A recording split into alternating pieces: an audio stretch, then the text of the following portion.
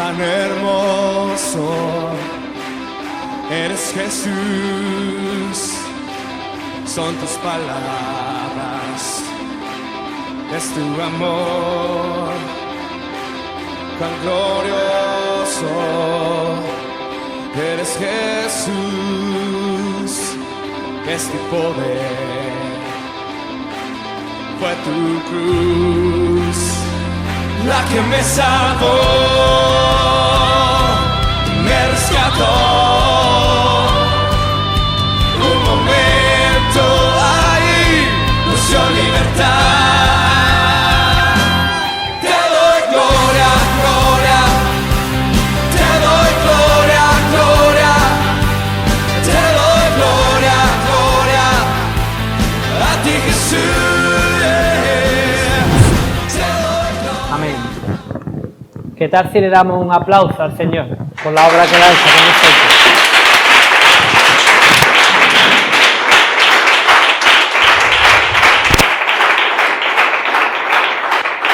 Amén.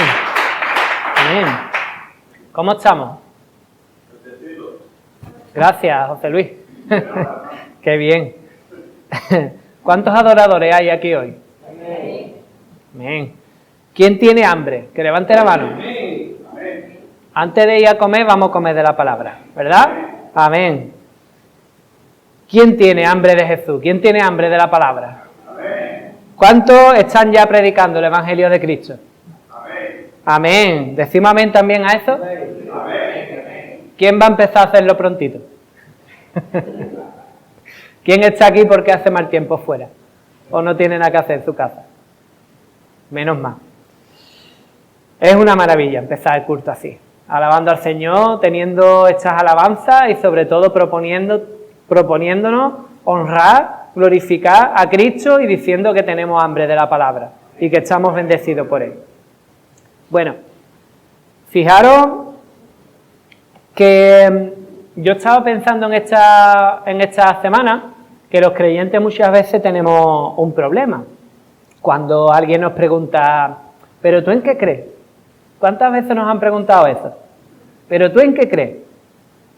Y entonces, pues empezamos a responder y nos vamos por las ramas y decimos cosas que no edifican ni llenan muchas veces, y en vez de tocar el corazón de la persona, pues lo que pasa es que la propia persona empieza a decir, madre mía, ¿yo para qué le habré preguntado a este?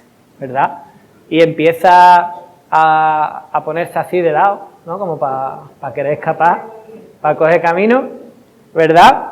Y perdemos una oportunidad de oro, hermano. Y parece un chiste, pero no es así. Es que hay ocasiones en las que perdemos una oportunidad de oro para hablar del Evangelio del Señor Jesucristo. Y hablamos de muchísimas cosas, menos de lo que importa. Así que de lo que va la predicación de hoy es de aprender a responder a la pregunta, ¿y tú en qué crees? ¿Nos parece bien? ¿Hablamos de esto hoy? Me han quitado el reloj, ¿vale? Pero por ustedes y por amor al tiempo voy a ser breve, hermano. Porque precisamente hoy vamos a hablar sobre tener bien claro qué es lo que tenemos que decir o qué es lo que podemos decir cuando una persona nos pregunta con brevedad, ¿tú en qué crees? Para predicarle el Evangelio de Cristo en un rato. No más excusas, se llama la predicación de hoy. Porque si tenemos claro en quién hemos creído y cuál es el mensaje de su Evangelio, y además lo más importante, si tenemos el respaldo del Espíritu Santo, ya no hay más excusa para no predicar el Evangelio. Y eso va para nosotros. Ya no hay más excusa para poder salir y hacerlo. Compartir el Evangelio es dar una noticia, es una invitación. No es más que eso. Yo no recuerdo ninguna invitación de cumpleaños que dure 20 minutos, ¿verdad? Ni que sean 4 carteles. Es algo breve, conciso y al corazón. Y el Espíritu Santo se encarga de hacer el resto. ¿Amén a eso también? ¿Y tú en qué crees? No es la oportunidad perfecta para coger a un pobre oyente y darle la vara durante 20 minutos y señalarlo con el dedo solamente. No es una oportunidad para hacer un monólogo interminable. Subirse al púlpito tampoco es la oportunidad para hacer un monólogo interminable. Dios nos da oportunidades para que vayamos a su palabra, que es la que penetra el corazón, y seamos colaboradores con el Espíritu Santo. Eso sí es correcto, eso sí es bueno, eso sí es de edificación. Hoy el mensaje va de brevedad. Y llevo 5 minutos. De una respuesta breve, una respuesta sencilla. ¿A cuántos de los que están aquí les gustaría tener una plantilla bíblica sencilla y corta para dar respuesta a esta pregunta? ¿Sí? ¿A los demás no? Vale, gracias, hermano. Hay personas que dicen, no, mira, yo quiero ser cristiano, pero no quiero aprender a evangelizar. Pero eso es ridículo. Te lo vuelvo a decir. Eso es ridículo, hermano. Ser cristiano y compartir del evangelio y dar testimonio van unidos. Y si lo entendemos como algo separado, pues algo está pasando, algo está yendo mal. Eso es como si tú dices, yo quiero ser piloto de Fórmula 1, pero a mí la velocidad, que va. Y eso de montarme en un coche, no, yo quiero ser piloto de Fórmula 1, pero con estas condiciones, ¿no? Sería algo ridículo también. Si tú quieres ser piloto de Fórmula 1, te tiene que gustar la velocidad, o por lo menos la tienes que aceptar, y te tienen que gustar los coches. O por lo menos tienes que aceptar que te vas a meter en uno, ¿no? Pues si nosotros somos discípulos de Cristo, tenemos que aceptar que tenemos que predicar el evangelio. Y tenemos que aprender a hacerlo de una forma correcta, de una forma bíblica, de una forma no creativa, sino de tal y como Dios quiere que nosotros lo hagamos. ¿Amén a eso también? Si tú quieres ser un verdadero seguidor de Cristo, tienes que estar apasionado por Jesús. Eso me lo decía el Señor esta semana a mí, nos lo decían los miembros del consejo, ¿verdad? Tenemos que estar apasionados por Cristo. No podemos predicar a Cristo si no nos gusta nuestra relación con Cristo. Tenemos que estar apasionados por Él, porque eso después se nota en la mirada, se nota en la actitud, y eso llega al corazón de las personas.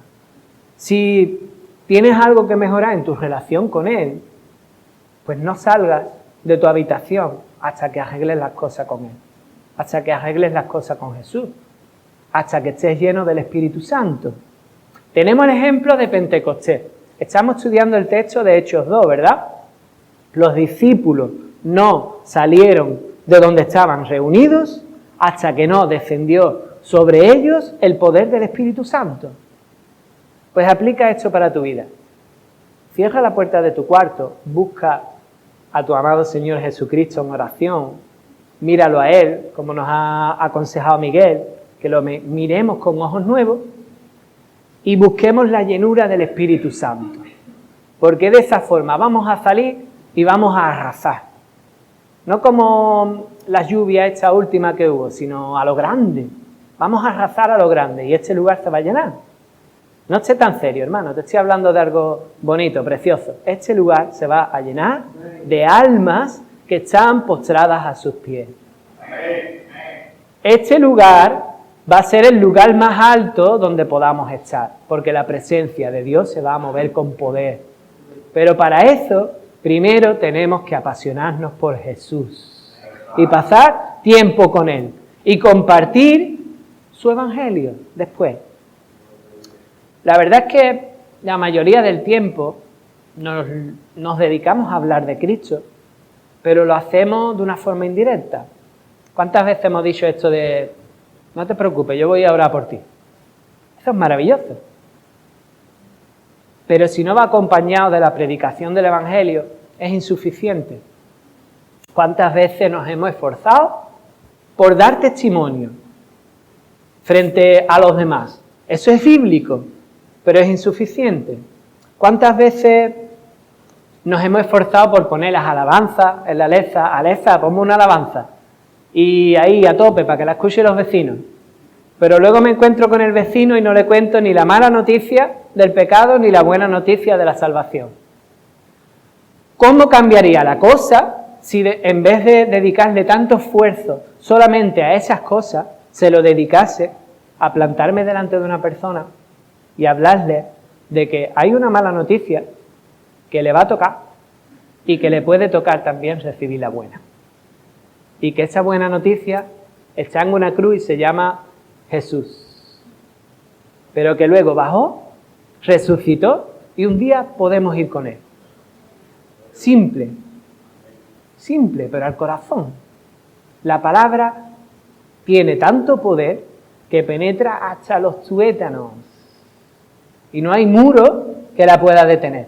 No hay razón que la pueda detener. No hay persona dura que la pueda detener. No hay pueblo que lo pueda detener. Muchas veces decimos, es que Chipiona es un pueblo. Es que en Madrid es más fácil porque, no sé, la gente son de mente más abierta, ¿no? Pues te voy a decir una cosa. Hoy vamos a ver un texto en el que muchos de los que crucificaron a Jesús se caen de rodillas ante los pies de la predicación del Evangelio. ¿Había gente más dura que esas personas que le discutían a Jesús? ¿Había personas más duras que aquellas personas que buscaron con maldad crucificarlo sin motivo? Entonces no hay nada ni nadie que se pueda resistir a un evangelio predicado con poder, hermano. Esa es la importancia del mensaje de hoy. Darle la importancia que tiene. Vamos a ir a Hechos 2 y vamos a terminar con este pasaje viendo la predicación de Pedro. El pasaje sigue más adelante, contándonos la vida de los primeros cristianos, pero nos vamos a quedar solamente en la predicación que hizo el apóstol Pedro, que es una maravilla. Y en esta predicación vamos a ver un guión de 3 pasos en el que las personas pueden conocer el mensaje del Evangelio. Déjame decirte una cosa antes. No es solamente cuestión de tener el don, porque muchos de ustedes pensaréis, yo es que no tengo el don para predicar, yo no tengo el don de la evangelización. Cande es para verla evangelizando, ¿verdad? Hablando con una persona, es que Cande tiene el don. Te voy a decir una cosa, esto no es una suma, es una multiplicación. Si tú tienes un pedazo de don, pero no conoces el mensaje de la palabra, ni tienes del Espíritu Santo, don por 0 conocimiento y por 0 Espíritu Santo igual a 0. No vas a tener ni un solo resultado. Es cuestión también de conocer cuál es el mensaje de la salvación. Cuanto más seguro estés, cuanto más lo conozcas, cuanto mejor te lo sepas, mejor te va a salir después. Pero sin el Espíritu Santo, ni salga de tu casa, hermano. Porque lo sigues multiplicando y 0 Espíritu Santo da 0. Ahora, si tú tienes el don, porque Dios te lo ha dado, y dice que todos estamos llamados a evangelizar, por lo tanto un poquito de don nos tiene que dar el Señor para evangelizar. Si tú conoces el mensaje de la palabra, si tú sabes lo que el Señor ha hecho, y encima llevas el respaldo del Espíritu Santo, eso no hay quien lo pare. Y eso es lo que pasó en esta ocasión. Dice, entonces Pedro, poniéndose en pie con los 11, alzó la voz y les habló diciendo, varones judíos y todos los que habitáis en Jerusalén, esto os sea notorio y oíd mis palabras. Perdón, hoy tengo la voz un poquito regular, ¿vale? Perdonadme, hermano. El primer punto, apuntadlo si queréis, va desde el 14 hasta el 21. El apóstol Pedro se planta delante de todas esas personas igual que podemos hacer nosotros, y les dice: Dios siempre ha querido tener una relación con ustedes y Él ha preparado una salvación maravillosa para ti, porque hay una condenación. Ese es el resumen. Punto número 1. Dios siempre ha querido estar contigo, Dios tiene preparada una salvación maravillosa y hay condenación. Ese es el primer punto. Dios te está llamando, podría ser el primer punto. Y dice que Pedro se puso en pie. Pedro fue el que hizo esta predicación. Me llama mucho la atención porque, otra llamada, porque resulta que Pedro era el mismo discípulo que lo había negado 3 veces.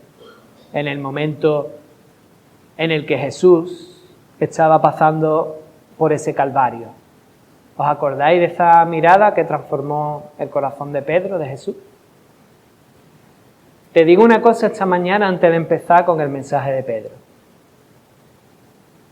Puede ser que sientas la vergüenza o la culpa o incluso la incapacidad de haber estado predicando el Evangelio del Señor como debería. A mí a veces me pasa también. Y quiero que tengas esperanza, porque resulta que si el Señor Jesús cruza una mirada contigo, puede transformar todo eso. Y Él puede cambiar cobardía por valentía. Él puede cambiar incapacidad por poder. Él puede cambiar a una persona que está escondida y convertirla en una persona que se pone en pie y alza su voz. Y cuando Él cruza una mirada contigo, como dice el título de la predicación, no hay excusa. Porque su mirada lo cambia todo. Su mirada es todo amor. Y ahí comprendemos que Él nos da una oportunidad. Decíamos el miércoles que hasta que no volvemos al polvo, hay oportunidad. Tú estás hoy aquí.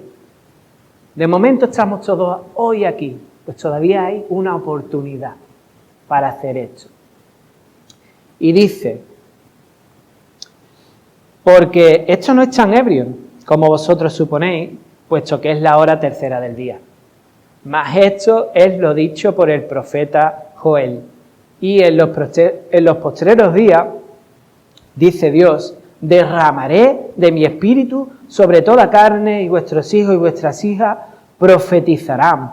Vuestros jóvenes verán visiones y vuestros ancianos soñarán sueños. Y de cierto sobre mi siervo y sobre mi sierva en aquellos días derramaré de mi espíritu y profetizarán.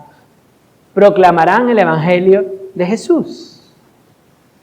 Y daré prodigios arriba en el cielo, señales abajo en la tierra, sangre y fuego y vapor de humo, y el sol se convertirá en tiniebla y la luna en sangre, antes que venga el día del Señor, grande y manifiesto.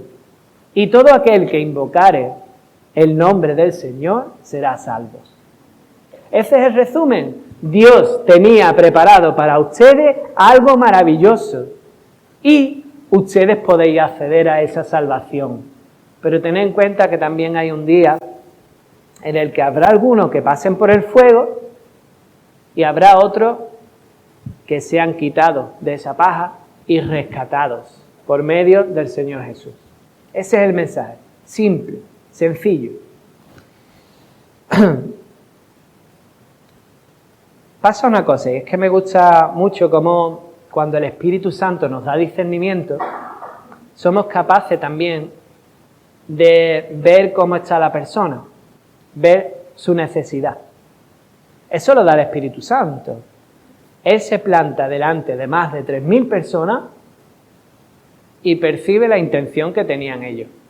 Y se lo explica, le dice: oye, mira, estáis pensando que están borrachos, pero en verdad no. Es la hora tercera del día, es muy temprano para estar borrachos, y lo que pasa es que ha descendido el Espíritu Santo. Y después le da una explicación a todos estos varones judíos, piadosos, como ya habíamos visto en el anterior domingo, que sabían de la palabra de Dios, y les responde con lo que ellos ya sabían.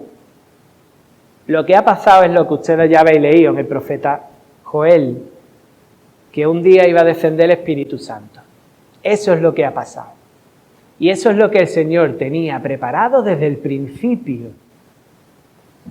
Aquí en estas palabras, además, hay una profecía. Cuando tú predicas con poder, el Señor te da la suficiente visión como incluso para decir lo que puede pasar o lo que va a pasar, o para tener la comprensión suficiente de su palabra, para coger su palabra e interpretarla y no equivocarte a la hora de leerla. ¿Por qué te digo esto? Porque si os dais cuenta, leéis desde el 16 hasta el 21 y muchas de estas promesas en el día de Pentecostés no se cumplieron. ¿Lo leemos? Derramaré de mi espíritu sobre toda carne. No estaba todavía completa. Vuestros hijos y vuestras hijas profetizarán. Vuestros jóvenes verán visiones. Vuestros ancianos soñarán sueños. Estaba todavía por cumplir parte de esta promesa. Y si seguimos, vemos que es así.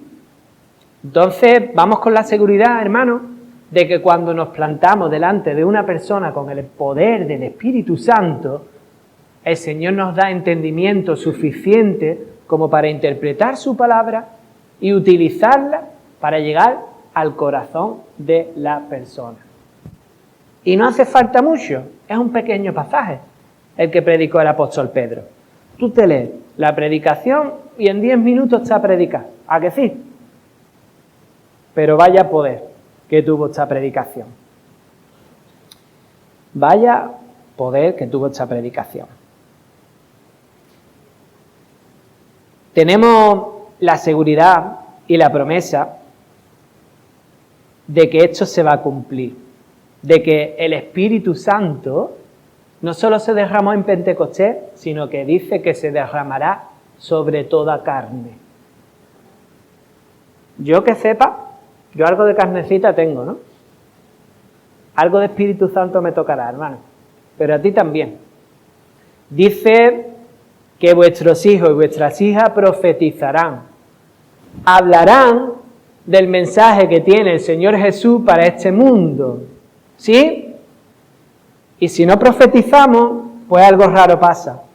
Pero es que el Señor es tan misericordioso y tiene un regalo tan grande para todos nosotros, que resulta que no solo los hijos de estos judíos hicieron esto, sino que Él lo amplió para que nosotros también pudiéramos hacerlo. Porque a nosotros no nos tocaba ni un poquito. Te lo digo otra vez, a nosotros no nos tocaba ni un poquito. Nosotros no somos pueblo escogido. Hasta que el Señor nos mostró que su gracia, su regalo sí era para todo el mundo. Era para ti. Era para ti, era para mí, menos mal. Y era para todo el que está pasando hoy por la calle.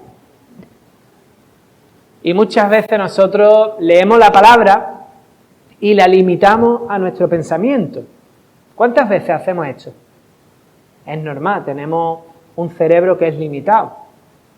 Pero ten en cuenta que Dios siempre va a ir mucho más allá de lo que tú entiendes en la palabra. ¿Cuántos judíos de esta época pensarían, después de arrepentirse, ¡guau, madre mía, por fin todos los judíos podemos acceder al reino de los cielos! Incluso el apóstol Pedro se sorprendía cuando los gentiles aceptaban al Señor, ¿no? Y tuvo que mandar Dios una señal y hablaban en lengua para que ellos vieran que realmente, oye, es verdad, han recibido el Espíritu Santo. Pero ¿cuántas veces nos pasa a nosotros que se cumplen las promesas de Dios y nos sorprendemos? Y parece que nos extraña de que Dios haga las cosas incluso más grandemente de lo que nosotros esperábamos. Pero es que Dios es así, hermano. Dios obra así una y otra vez. ¿Se me escucha bien? ¿Sí? Si me quito esto, ¿se me escucha mejor? Bueno. Y por último, me gustaría hablaros del versículo 20-21 porque esa es la clave del mensaje de salvación. Si te has dormido, despiértate un poquito y escucha esto. Dice: el sol se convertirá en tiniebla, la luna en sangre, antes que venga el día del Señor, grande y manifiesto. Todos van a ver algún día, prediques o no prediques, el día del Señor. Todos, hablemos o no hablemos, vayamos con poder o vayamos sin poder, todos un día van a estar delante de Dios, en el día del juicio. Y cuando Él vuelva, ya no va a haber más oportunidad. Eso todo el mundo lo tiene que entender. Mientras no morimos hay oportunidad. Pero un día llegará el día del Señor. Es una maravilla. Como se refiere el apóstol Pedro a Jesús. Este amor que Él tenía por Él. Yo quiero que todos aprendamos del amor que tenía esta persona por su amado Maestro. Porque está diciendo que iba a llegar el día del Señor, del Rey de Reyes, del que iba a venir en gloria, se lo estaba diciendo a aquellos que habían sido los que habían matado al Señor Jesús a propósito, los que habían conspirado contra Él, los que habían buscado apedrearlo una y otra vez, los que a propósito le habían dado la muerte más indigna que podía haber, la muerte de cruz. La palabra en la ley de los judíos maldice a los que han sido colgados de un madero. Habían buscado a propósito hacer a Jesús maldito. Y después nos da vergüenza o nos da miedo, que es lo que nos van a decir los vecinos. Pero es que Pedro, frente a esas personas que le habían humillado a lo máximo, se atreve a ponerlo sobre lo más alto. ¿Ves tú este contraste? Ve sin miedo, hermano. Me lo estoy diciendo a mí mismo. Ve sin miedo. Habla de tu Señor como es Él de verdad. No vaya con medias tintas. Él es el Rey de Reyes. Él fue plenamente hombre, pero Él es Dios.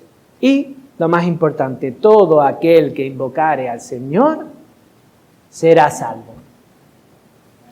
Que haya una salvación implica que hay algo de lo que salvarse, ¿no?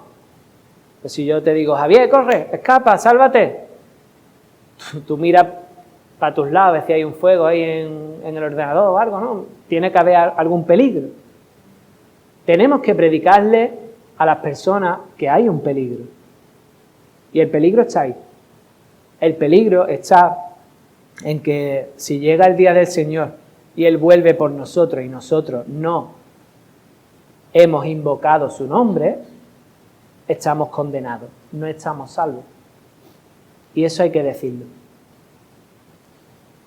Por suerte, quien invoque su nombre será salvo. Luego esto nos lo explica un poquito mejor. No me voy a parar aquí porque luego nos lo explica un poquito mejor. Porque eso de invocar su nombre suena a película de bruja, ¿no? Pero luego nos lo explica mucho mejor y lo vamos a entender perfectamente para poder transmitirlo.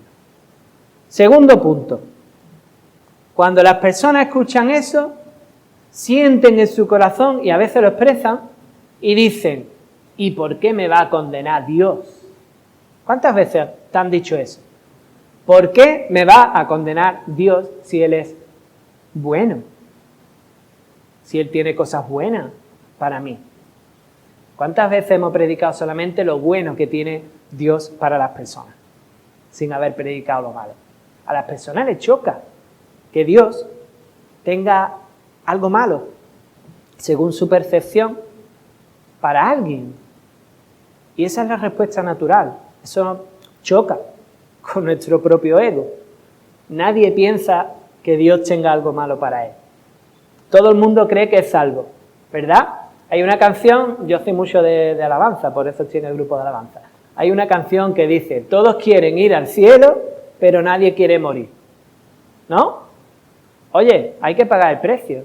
Y si tú quieres escapar de esa condenación, pues tendrás que hacer algo delante del Dios justo para escapar de esa condenación. Pero eso a las personas no les entra en la cabeza.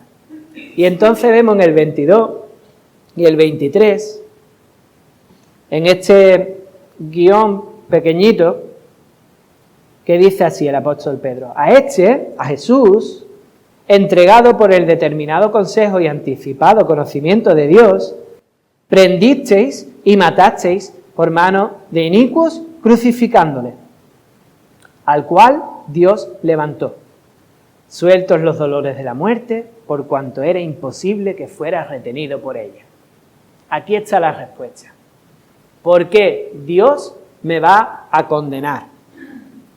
1, porque he pecado. Porque en esta ocasión ellos habían matado a Jesús, habían asesinado, pero todos nosotros hemos pecado. ¿Quién no ha dicho una mentira en su vida? Me hizo mucha gracia el otro día Javier cuando le dijo a alguien que no había mentido en la vida y buscó a alguien para echarse una foto, ¿no? Porque es imposible, todos hemos mentido en la vida.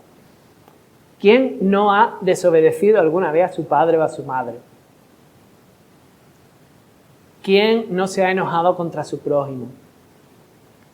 Segundo, porque Él es Dios.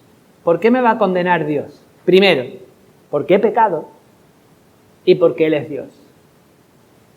Y nadie está por encima de su voluntad. Él hace lo que Él quiere. Y resulta que tenemos un Dios justo, tenemos un Dios santo que no puede convivir con el pecado y tenemos un Dios que es perfecto. Y si queremos estar con Él, tenemos que ser justos, santos y perfectos. ¿Quién es aquí justo, santo y perfecto? Ni uno. Ni uno. De ahí la necesidad de invocar el nombre de Jesús. Y ahora vamos a ver qué es lo que hizo Jesús por nosotros. Entonces, yo me imagino a esas personas recibiendo ese mensaje y como que algo se le tenía que revolver por dentro, ¿no?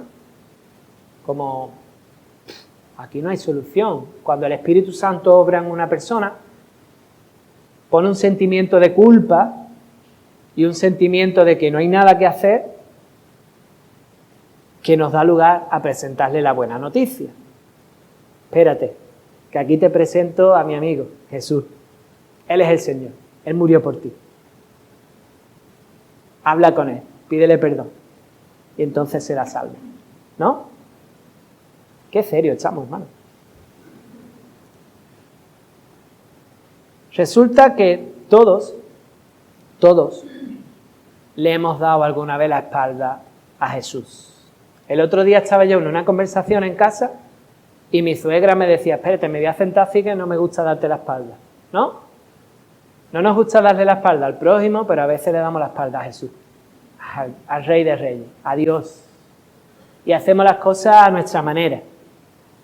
Y el apóstol Pedro les está diciendo: oye, mira, este que tanto ustedes esperabais y que tanto respetáis, del que tanto habláis, del que tanto leéis, que ustedes pensáis que tenéis vida eterna en este libro, ha estado delante de ustedes y no os lo voy a poner con media tinta. Lo habéis cogido y lo habéis matado.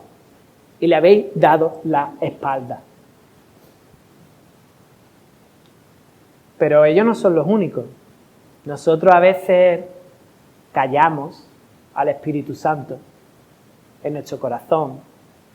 Nosotros a veces sabemos lo que es justo, sabemos lo que es bueno, pero no pasa nada, ¿no? Yo hago las cosas un poco a mi manera y ya después, si eso, voy el domingo, le pido perdón en las oraciones y borrón y cuenta nueva. Pero no es así. No es así. Y cuando nos enfrentamos cara a cara a la palabra es muy clara. Y al que le da la espalda a Dios, necesita reconciliarse con Él y pedir perdón.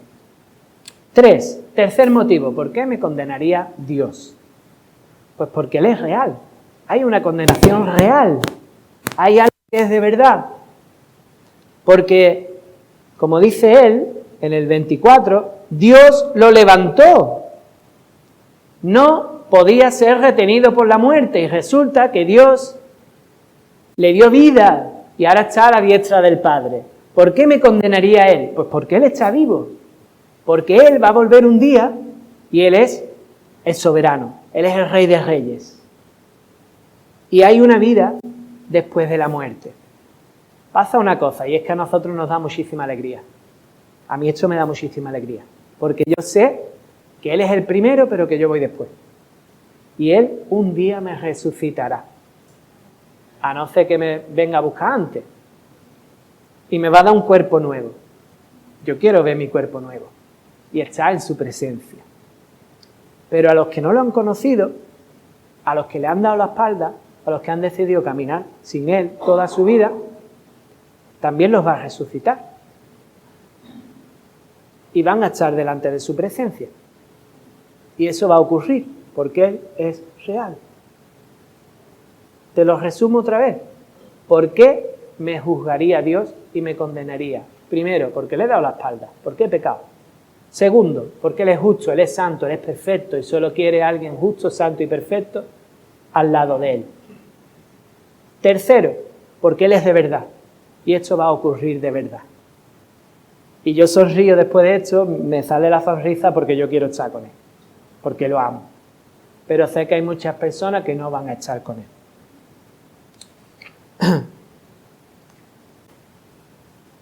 Lo entregaron, dice el 22, con el anticipado conocimiento de Dios.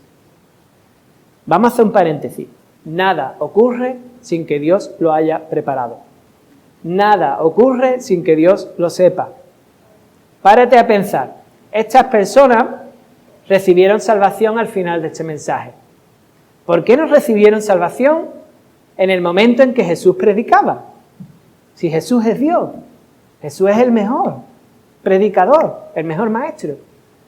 Porque Dios había preparado que en ese momento ellos no creyeran. Él quería que estas personas que se convirtieron en aquel momento entregasen a Jesús y le dieran muerte y muerte de cruz. Y ellos pensaban que se habían salido con la suya. Tiene que llegar el Espíritu Santo y decirle: ustedes pensáis que os habéis salido con la vuestra, pero es que Dios ya tenía preparado que Jesús muriera. Nada ocurre por casualidad. Eso se aplica a tus problemas, se aplica a la dureza de corazón de un familiar, se aplica a cómo te sientes, a cómo llevas tu vida, se aplica a todas las circunstancias. Nada ocurre por casualidad. Todo tiene su tiempo. Y estas personas que tenían tantísima maldad en su corazón, muchos de ellos, poco tiempo después, formaron parte de esta iglesia primera que a veces tenemos en tan alta estima. ¿Cuántas veces decimos, queremos volver a la primera iglesia? ¿No? Pues la primera iglesia estaba hecha de estas personas. Aún hay oportunidad. Para tu marido, para tu hijo, para tu hija, para todos aquellos que tienen oportunidad todavía de escuchar el mensaje de salvación. Pero no sabemos cuándo. No fue por accidente, fue por gracia. ¿Por qué te digo esto? Porque no fue una casualidad. Fue porque Dios quiso regalarnos a su amado Hijo. A veces pensamos que las cosas malas nos pasan por accidente, por casualidad, porque nos tienen que pasar cosas malas. Pero hay ocasiones en las que pasamos por la prueba porque Dios tiene algo mejor preparado para nosotros. Qué fácil es decir esto cuando nos va bien las cosas. Pero qué difícil es persistir en esto cuando no nos van tan bien. Pero ese es el mensaje de la palabra. No te puedo predicar otro. Porque esa muerte tan dolorosa, que dice que fue como dolores de parto, fue para que nosotros pudiéramos tener vida eterna. Capítulo 25. Nos explica un poco cómo, y no me voy a entretener aquí, porque ya lo hemos predicado otras veces y porque te lo voy a resumir un poquito, por amor al tiempo.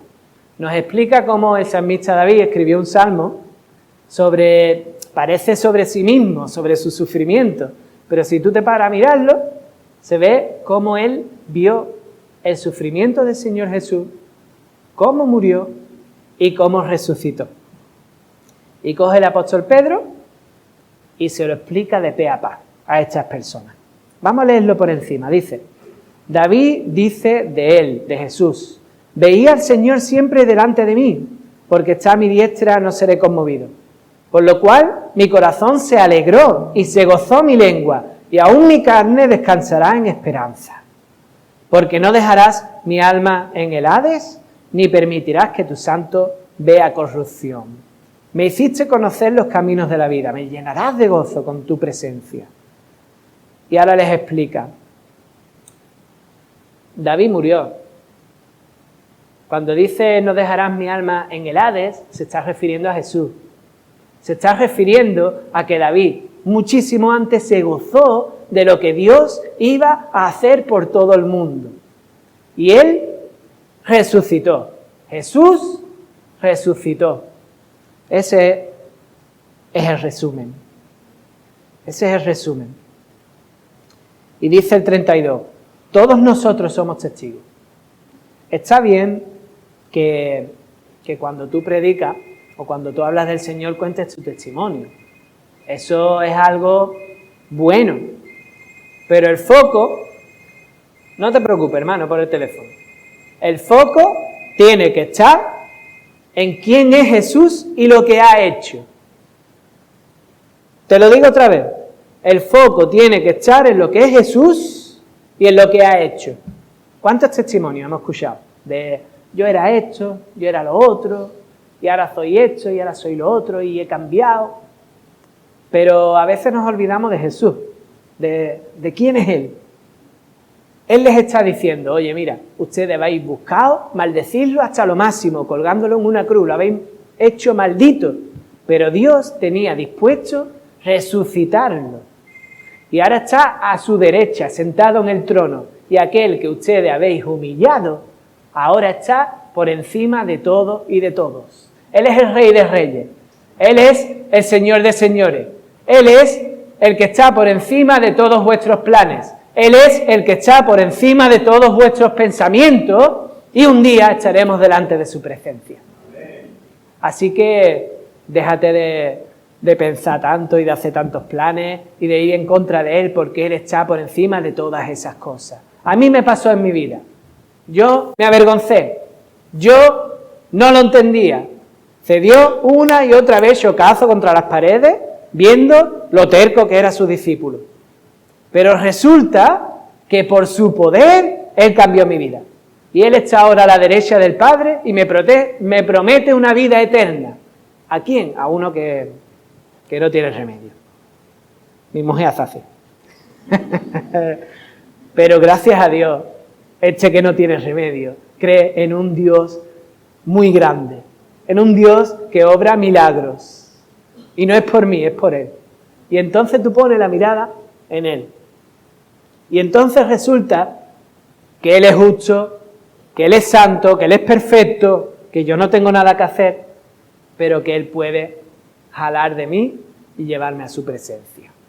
Eso dice la palabra, dice, el Espíritu Santo jala de nosotros. Eso lo dice el libro de Romanos. Tú no eres capaz, pero Él sí. Y cuando yo tiro para atrás, por mucho que tire para atrás, Él coge, me jala y yo no tengo nada que hacer. ¿Tú quieres que eso pase en tu vida? Pues pon tus ojos en Él. Pon tus ojos en Él. Cruza una mirada con Él. Escúchalo. Escúchalo.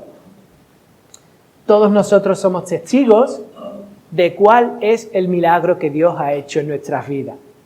De cómo ha cambiado nuestro corazón.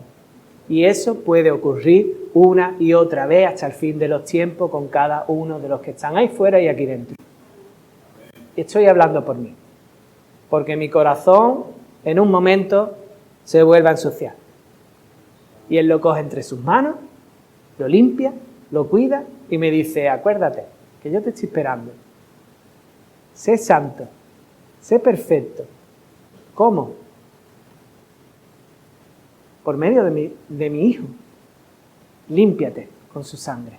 Acéptalo como tu Señor. ¿Cuándo? Cuando llega a su presencia, no, esta mañana, ponte delante de sus pies, arrodíllate y dile, Señor, necesito que tu sangre preciosa me cubra, porque si no, no soy nadie. Ese mensaje es para los creyentes, no solamente para los incrédulos. Qué esperanza tan preciosa tenemos en la resurrección. Hay vida eterna. Esto lo tenemos que predicar. Cuando él termina de predicar este mensaje, en el versículo 37, dice, al oír esto, se compungieron de corazón. Se les encogió el corazón. Y dijeron a Pedro y a los otros apóstoles, varones hermanos, ¿qué haremos? Muchas veces intentamos hacer un llamado, ¿no? Ven a los pies de Cristo. Él te está esperando, Él te va a limpiar con su sangre preciosa. Pero resulta que en esta ocasión ni siquiera hizo falta. El apóstol Pedro predicó que había una condenación, que hay pecado, que Jesús es el Rey de Reyes, que Él ha resucitado, que Él es Dios. Y cuando ellos comprendieron esto, el Espíritu Santo les hizo hacerse una pregunta en su interior. Madre mía, ¿y ahora qué? Cuando el Espíritu Santo hace que tú te hagas esta pregunta en tu corazón, seas creyente o incrédulo, no hay excusa. Él te ha confrontado con la verdad. Y tú solo puedes hacer una cosa. Haces lo correcto o pasas esta verdad y sigues con tu vida. No hay excusa. Ya la verdad está delante de ti, la pelota está en tu tejado. Me encanta cómo los mismos que crucificaron al Señor Jesús, estas mismas personas con un corazón duro, aferrados a sus tradiciones, en este mismo momento se preguntamos, ¿y ahora qué? ¿Qué hemos hecho? ¡Buah! ¿Qué pasó para que hubiera este cambio? ¿Qué pasa cuando una persona cae a los pies del Señor Jesús? ¿Qué ocurre? ¿Qué ocurre aquí dentro? Primero, es el tiempo de Dios. Eso es lo que pasa. Cuando Jesús predicaba y se plantaba delante de ellos y hacía milagros y resucitaba, no era su momento. Dios tenía preparado que ellos fueran duros, que desobedecieran y que matasen al Señor Jesús. Ahora, en este momento, son las mismas personas, pero sí era su momento. Sí era el momento que Dios tenía preparado para ellos. Eso tú no lo puedes controlar. ¿Quién puede controlar eso? ¿Quién puede saber o controlar los tiempos de Dios? Como hay una mano levantada, me caigo de espalda. Nadie. ¿Qué pasa en un corazón cuando se postra delante del Señor Jesús? Primero, que es el momento que Dios quiere. Y eso no lo podemos controlar. Segundo, la obra del Espíritu Santo. Eso es lo que pasa. Sin Espíritu Santo de por medio, por mucho que tú prediques, por mucho que tú creas que es el momento, por muchos pasos de fe que tú des, sin Espíritu Santo no hay nada que hacer. El Espíritu Santo fue el que habló a aquellos corazones. El Espíritu Santo fue el que le dio entendimiento a un pescador para que le explicase la palabra a los maestros de la ley. El Espíritu Santo fue el que convirtió estos corazones. Fue el Espíritu Santo. ¿Y entonces qué? Tercer punto. Hemos dicho, primer punto, hay una salvación, Dios tiene algo preparado para ti desde el principio y una condenación. Segundo punto, ¿por qué me va a condenar Dios si Él es tan amoroso? Y tercer punto, cuando ya uno comprende y se le encoge el corazón, aprovechamos. Ahí vamos con todo. ¿Quién es el todo para nosotros? Jesús. Jesús, no hablamos de machacar a las personas. Hablamos de ir y presentarle al Señor Jesús. Te voy a presentar a alguien. Y entonces Él aprovecha y les dice, arrepentíos y bautizaos. Ya está. ¿Qué mensaje más cortito? Hay salvación, hay condenación.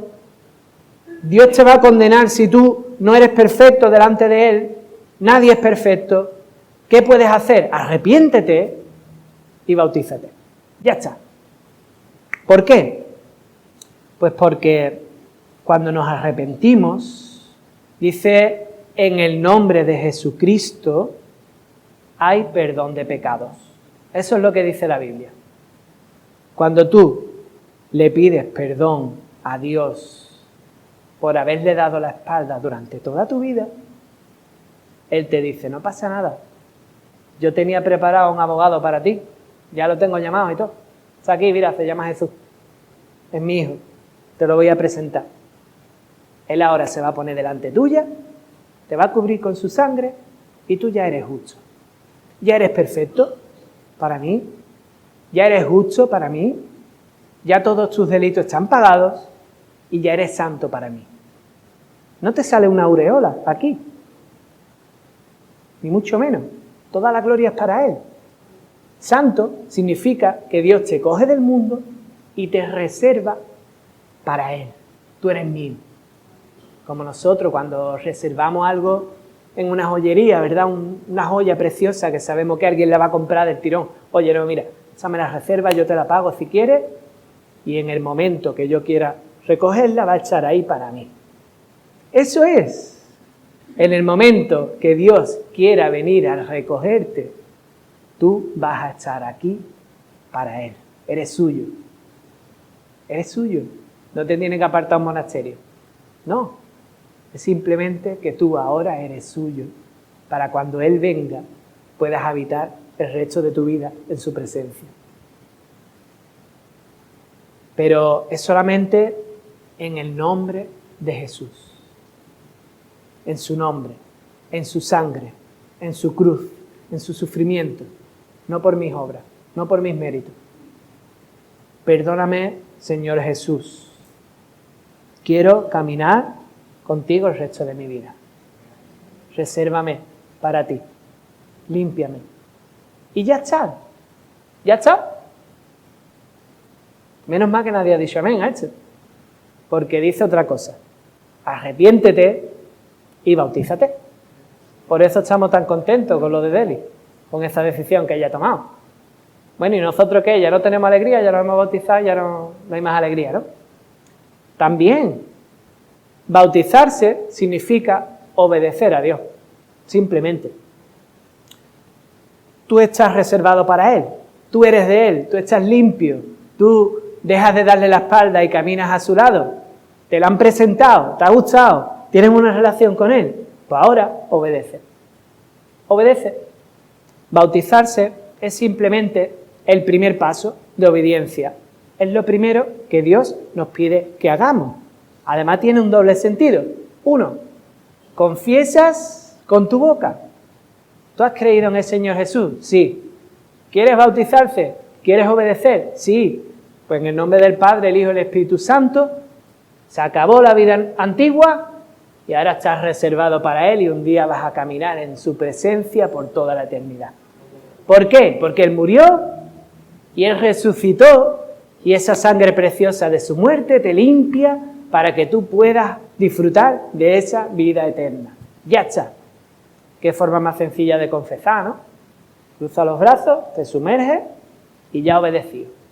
Ya está. ¿Y después qué? Pues después seguimos obedeciendo.